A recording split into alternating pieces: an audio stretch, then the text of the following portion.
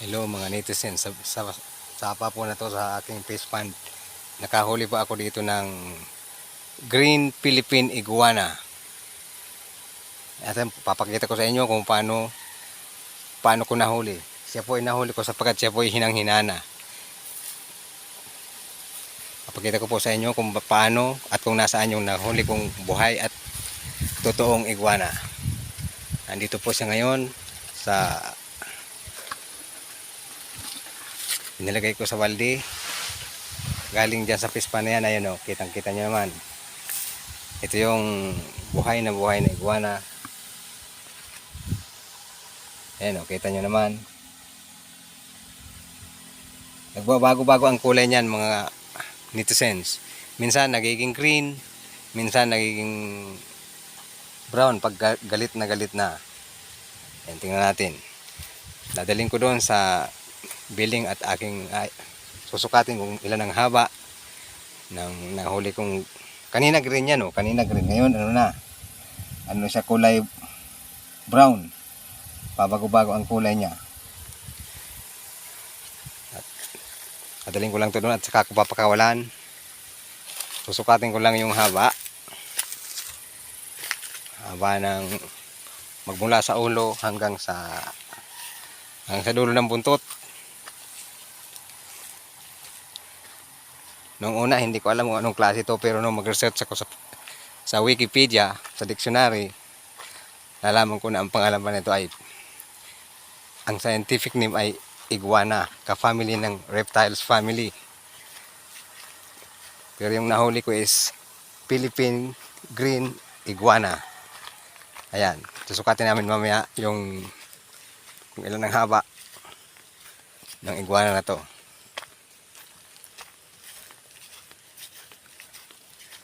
Ayan po, nagbago naman kanyang kulay brown. Brown na brown, pag galit, brown. Pag hindi siya galit, mamaya, kulay green yan. Ayan, kita nyo naman.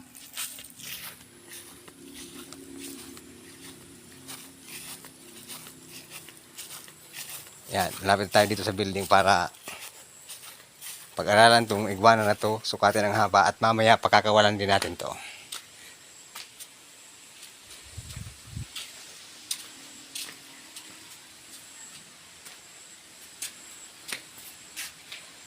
Tingnan natin na kung ilan ang haba mula sa ulo.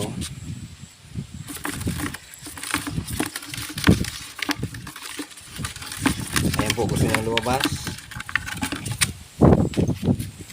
Ang iguana na to.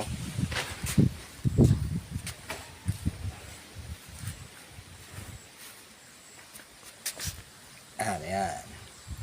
Ayan po, nagkulay brown na. Ayan o, nagkulay brown na siya. Ayan o, kanina kulay green yan, tingnan nyo. Nagbabago-bago yung kulay, minsan nagiging green, nagiging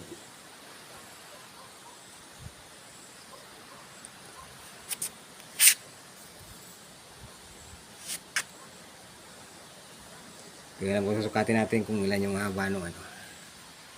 Balik natin ulit sa lalagyan.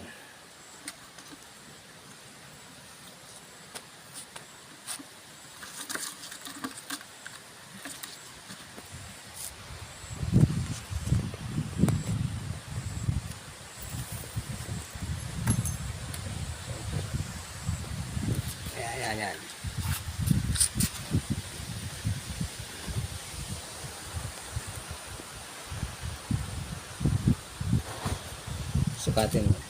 Sukatin. Tingnan yung haba.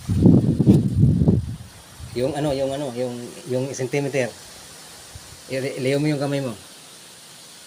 Ayan. May sukat na 41. Yan. May sukat na 41 centimeter. Yan. Okay. Ngayon mga netizens, pakakawalan natin to para malaya siyang mabuhay. Papakita ko sa inyo kung paano ko pakakawalan ulit to doon sa lugar na kung saan ko siya nahuli. Yan, buhay na buhay.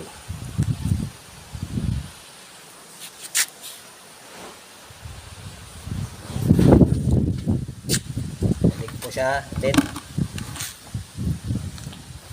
Kaya po makikita nyo kung saan ko to ibabalik, pakakawalan ulit doon sa lugar kung saan ko siya nakita.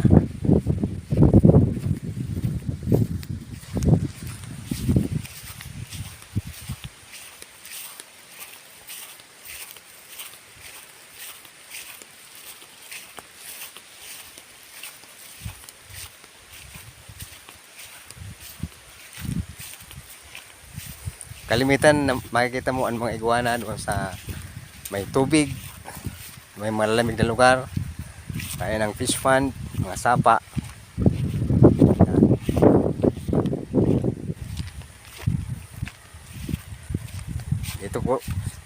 Dito ko kung saan ko siya nakita, doon ko rin siya ibabalik at doon ko rin pakakawalan para malaya siyang makapamuhay.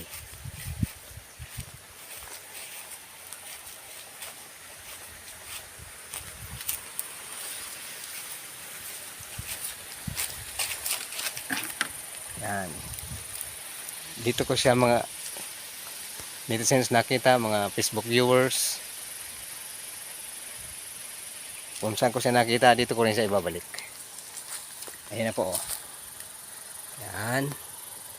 Babalik ko na siya kung saan siya buhay. Ayan na po. Ayan na siya. Ayan na siya.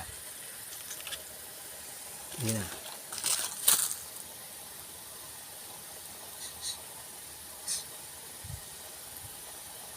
Mahina po siya, mahina. Kahuhuli ko lang sa kanya kasi kanina, hina talaga siya.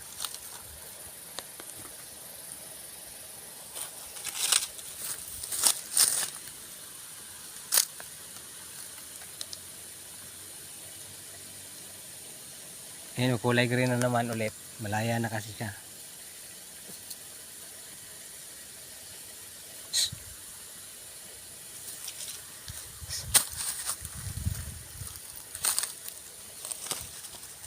Ayan mga kaibigan, malaya na siya. Makakatago na siya kung saan niya gusto.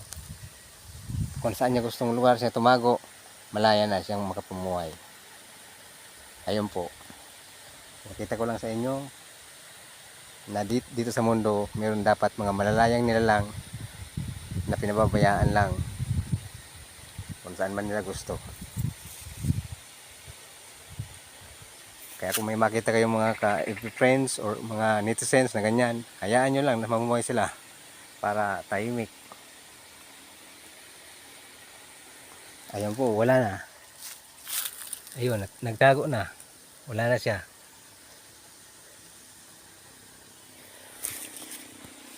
Ayun po.